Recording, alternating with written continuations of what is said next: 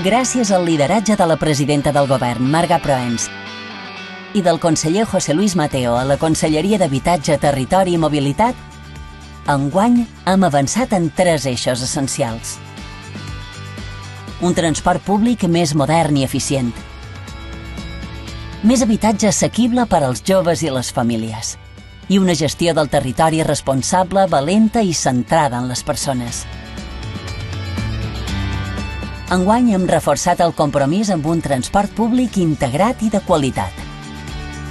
Es dona continuïtat a la rebaixa del 100% sobre el preu en vigor, utilitzant la targeta única o intermodal a la xarxa d'autobusos TIP, Tren i Metro de Mallorca. Hem creat la nova targeta única per viatjar amb un únic títol per tota la xarxa de transport públic. A més, reformarem l'estació intermodal de Palma per garantir més seguretat, més accessibilitat i un millor servei tant per als usuaris com per als treballadors. Una passa més, doncs, per l'aposta decidida d'aquest govern pel transport públic.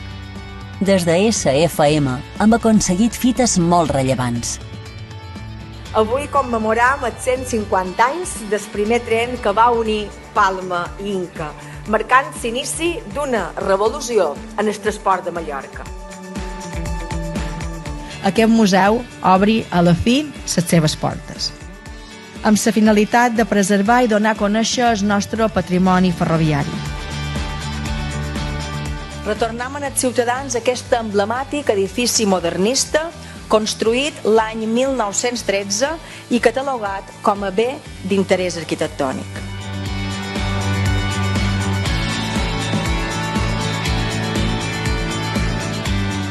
Avui el metro en Espart Vic ja és una realitat.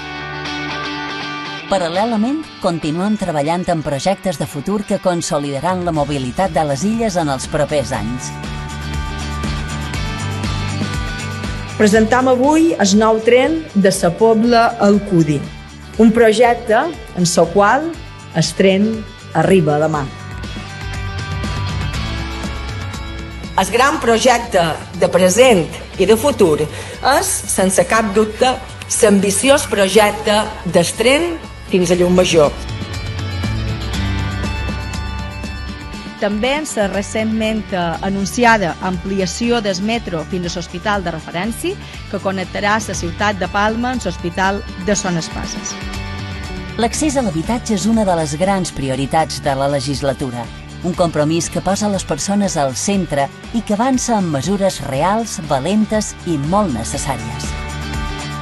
Aquest és l'esperit de les mesures del pla de xoc amb habitatge, en les quals estem treballant, i en la que està prevista a la primera fase la posada en marxa de diferents mesures, que inclou la sortida en el mercat de més de 100.000 habitatges. Amb un IBAVI més actiu que mai, defensant el parc públic i multiplicant les oportunitats per a milers de famílies. Seguir impulsant, de la mà dels municipis, noves promocions públiques d'habitatge a les Illes Balears, amb una inversió de 228 milions d'euros. 1.213 nous habitatges repartits en 47 promocions a 30 municipis de les 4 illes, a disposició de la gent d'aquí. Presidenta, gràcies per ser-hi, pel lideratge que ens guia i per acompanyar-nos avui. Enguany hem avançat molt i junts continuarem treballant amb passió i compromís per millorar la qualitat de vida de tots els ciutadans de les illes. Molt bones festes i bon Nadal a tothom!